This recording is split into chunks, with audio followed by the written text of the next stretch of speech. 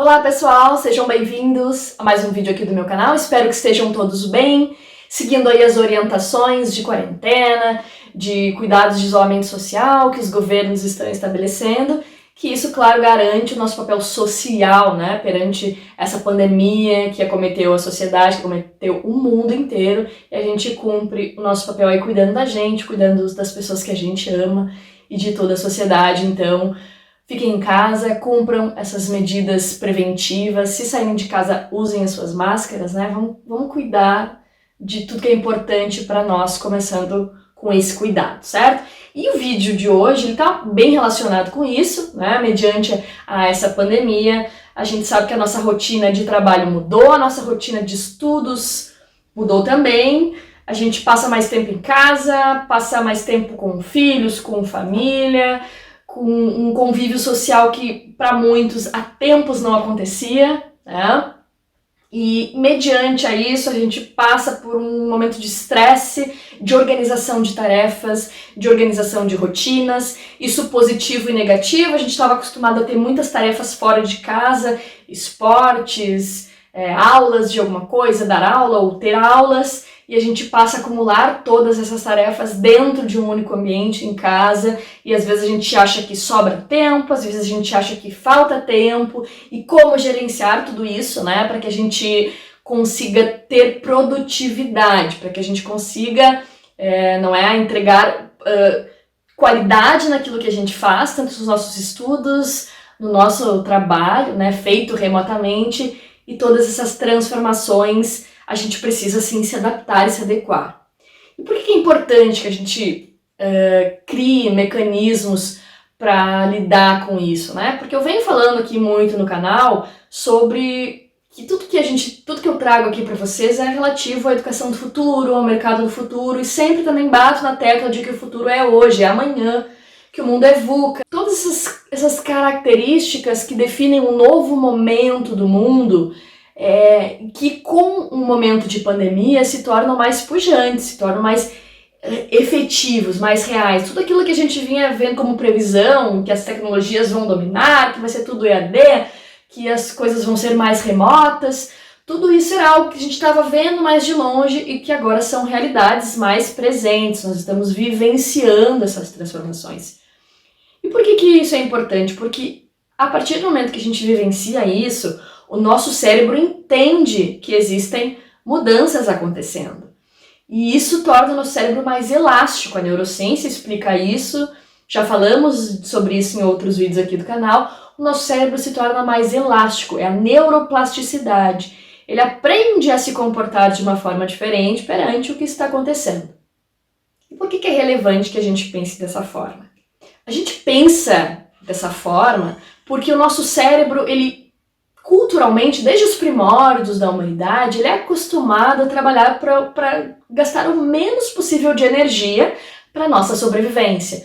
Isso, o nosso cérebro se desenvolve com essa mentalidade ainda, de que todas as tarefas que elas aparentemente para o cérebro não são necessárias ou não são tão importantes, a gente vai procrastinando para não gastar tanta energia, para que a gente tenha essa energia acumulada para o que realmente é preciso. Por que o nosso cérebro vê isso? Porque a gente não passa para ele a prioridade das tarefas. A gente acaba fazendo tudo ao mesmo tempo, as coisas pela metade, começa numa tarefa, termina em outra. Hoje, muito conectados à tecnologia, a gente está sempre parando alguma coisa para olhar as mensagens, para interagir nas redes sociais.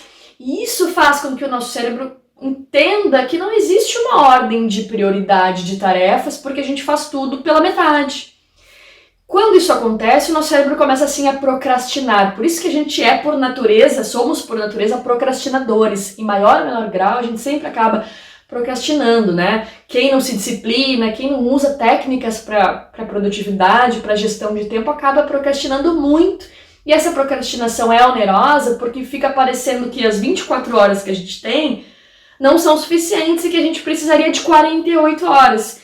Mas na realidade, se soubermos trabalhar com o tempo, com a gestão do tempo, evitando essa procrastinação e ensinando o nosso cérebro a pensar de forma diferente para essa produtividade, a gente ganha tempo, a gente consegue tempo para dormir bem, para descansar, para refazer as nossas energias, o nosso corpo. Temos tempo para nos alimentarmos, para fazer as tarefas obrigatórias de trabalho, de estudos e ainda conseguimos algo que é muito louvável e que as pessoas hoje dificilmente conseguem fazer, que é dar tempo para suas tarefas pessoais, para os seus deleites, para os seus lazeres, né?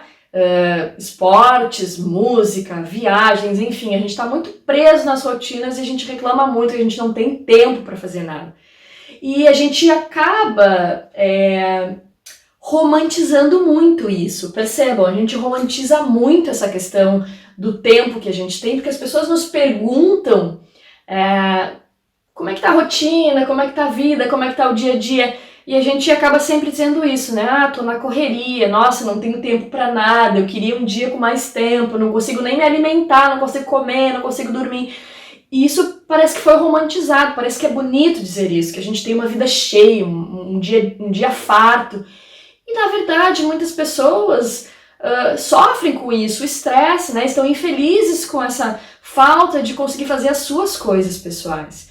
E nesse momento de pandemia, a gente se vê em outra realidade, porque a gente tá num momento que parece que a gente tem tempo para tudo e ao mesmo tempo parece que não tem tempo para nada. Então a gente precisa sim se organizar perante isso para conseguir dar conta de tudo, tá? Então eu separei 5 dicas de tarefas, de organizações que a gente pode fazer para melhorar a nossa produtividade, para conseguirmos fazer as nossas tarefas com qualidade e ajudando o nosso cérebro a entender isso, seguindo os pressupostos da neurociência que vem estudando tudo isso. Primeiro ponto, né? Não viver pensando na próxima tarefa. Importante ressaltar, a neurociência informa isso, estuda isso, que o nosso cérebro não é multitarefas. O que significa isso, né? A gente consegue sim fazer muitas tarefas, mas não ao mesmo tempo e com qualidade. O cérebro não funciona, não é tão multitarefas assim. Então a gente precisa ensinar para ele que cada tarefa tem a sua posição, né? E que cada uma delas é importante por si só. E que a gente precisa ter um início, meio e fim de uma tarefa, concluí-la com o foco, né? Colocando todo o nossa expertise, a nossa energia naquela tarefa, para que quando ela estiver concluída de forma completa, a gente vá para uma outra tarefa. Porque senão a gente faz realmente as coisas pela metade, achando que a gente está fazendo muito, que a gente está fazendo 10 tarefas ao mesmo tempo, a gente é multitarefas, mas todas estão inacabadas e a gente vai sempre empurrando elas de um dia para o outro e elas nunca terminam. Uma notícia que talvez os decepcione, mas é a realidade, né? As nossas tarefas nunca vão terminar. A gente sempre vai ter tarefas, um contínuo de tarefas. Terminamos algo, vai ter uma continuidade, terminamos uma responsabilidade, virar outra. A gente sempre vai ter tarefas para fazer. E se não organizarmos essas tarefas, terminando uma para pensar na outra, a gente não consegue fazer as coisas com qualidade, né? Com louvor, com profissionalismo. Então, essa é a primeira dica, né? Não fica fazendo uma tarefa pensando na próxima, porque senão eu perco o foco. Faz uma tarefa, tenta focar absolutamente nela para depois pensar em outra tarefa, certo? Segundo ponto, a gente tem que tentar quebrar, tentar quebrar as atividades longas em blocos. Então, se eu vou estudar, né, algo que eu vou precisar de 1 hora de estudos, eu não vou estudar 1 hora direto, né? Se eu conseguir ter essa concentração, ok, mas normalmente a gente não tem essa concentração, porque a gente, como eu disse antes, a gente acaba pegando o celular para ver uma informação ou para falar com alguém e a gente acaba tornando essa 1 hora de estudos 2 horas, 3 horas de estudo, porque a gente fica parando para fazer outras coisas, não conclui, não estuda muitas vezes ou faz, né, um trabalho com toda a concentração que a gente precisa e não fica do jeito que a gente quer, o resultado não fica bom, a gente não aprende o que a gente deveria. Então, para esse tópico 2, eu recomendo a técnica da Pomodoro. A técnica Pomodoro foi desenvolvida por um pesquisador chamado Francesco Cirillo no final dos anos 80. E o que ele fez? Ele disse que quando a gente coloca esse tempo de tarefas para o nosso cérebro, ele entende que ele tem que dar o máximo de foco, de atenção, e que depois ele vai ter um momento ali de regozijo, né? Um momento de recompensa por aquela concentração executada. E a gente vai condicionando o nosso cérebro, ensinando ele a se comportar dessa forma. E ele confirma nos estudos que essa técnica ajuda na nossa agilidade mental, torna o nosso cérebro mais ágil, né? Isso é científico. Qual a técnica básica que ele ensina? Estuda 25 minutos, trabalha 25 minutos, se concentra em algo por 25 minutos e depois descansa 5 minutos. Nesses 5 minutos a gente faz tudo que a gente quiser. Olha o celular, olha o Instagram, o Facebook, as redes sociais no geral, conversa, faz uma ligação. Qualquer coisa que a gente queira fazer que não seja o foco da tarefa, a gente faz nesses 5 minutos. Depois a gente volta para a tarefa, mais 25 minutos e mais 5 minutos de descanso. Fechando essa 1 hora, entre os 25, 5, 25 e 5, fechando essa 1 hora, a gente pode dar um intervalinho maior de descanso para fazer alguma outra tarefa correlacionada ou para algum lazer nosso. Mais uns 20, 30 minutos aí para descanso, depois volta para essa tarefa ou para uma nova tarefa, né? Essa técnica funciona bastante, vocês podem buscar mais informações também sobre isso. E dá para adequar ela, dá para fazer 50 minutos de estudo e 10 minutos de descanso, 50 minutos de trabalho e 10 minutos de descanso, conforme vocês perceberem que funciona a concentração de vocês, certo? Terceiro ponto, terceira dica, façam checklists, deixem sempre do lado de vocês a lista de tarefas do dia que vocês vão fazer. Colocando ali, eu tô fazendo uma tarefa, lembrei de alguma coisa, eu não vou parar para fazer outra coisa. Eu incluo, tô ali com o checklist do lado, eu incluo no checklist aquela tarefa para que eu não esqueça que eu preciso executá-la. E quando eu terminar aquela tarefa que eu estou executando, eu olho para minha lista e dou as devidas prioridades. Coloco, a prioridade 1, a prioridade 2, conforme o que eu realmente preciso fazer primeiro, por uma questão de entrega, prazo e tudo mais, a gente já faz essa avaliação dessa forma. E também é uma dica importante nesse item, que a gente tente organizar essa lista, esse checklist, sempre no final do dia, a gente já prepara esse checklist para o dia seguinte. Porque se a gente começa um dia fazendo um checklist completo, a gente também acaba perdendo muito tempo, né? De o que é prioridade, o que eu preciso fazer. Então, quando a gente já está no pique mental das tarefas, a gente termina o nosso dia organizando o básico já do checklist do próximo dia e a gente vai conseguir um resultado melhor também em termos de organização mental. Quarto item, saber dizer não. A gente, trabalhando em casa, a gente acaba se relacionando muito com as tarefas correlacionadas, com as coisas que estão relacionadas, e sim, são importantes. Mas quando a gente está executando uma tarefa e ela é importante, a gente tem que colocar o nosso foco ali para um resultado, para uma qualidade, a gente tem que saber dizer não para as outras coisas. Então termina a tarefa para executar outras. A gente precisa aprender a dizer não para as prioridades e colocar isso nos lugares corretos. Quinta sugestão, que a gente possa utilizar alguns recursos para reduzir os estresses. Porque nesse momento, que a gente não sabe o que está acontecendo, o que vai acontecer com o trabalho, com tudo mais, a gente está vivendo um momento que as pessoas estão muito estressadas, muito preocupadas, e isso nos gera medo. Esse medo faz com que o nosso corpo acaba se reprimindo e é uma luta, é uma fuga contra as tarefas. A gente quer fugir ao máximo das coisas por causa daquela procrastinação. O cérebro entende isso. Tá me estressando, eu vou me recolher. Por instinto ele age dessa forma. E a gente precisa achar uma forma de reverter isso. Então, nos livrarmos do estresse, a dica que eu dou é pensem nos lazeres, nesses minutos de descanso, ou no tempo que a gente puder usar do nosso dia para fazer isso, a gente despenda um tempo para lazer. O lazer, quando a gente faz coisas gostosas pra gente, prazerosas pra gente, a gente alivia muito o estresse e consegue uma concentração posterior naquilo que a gente precisa fazer, nas tarefas que a gente precisa fazer.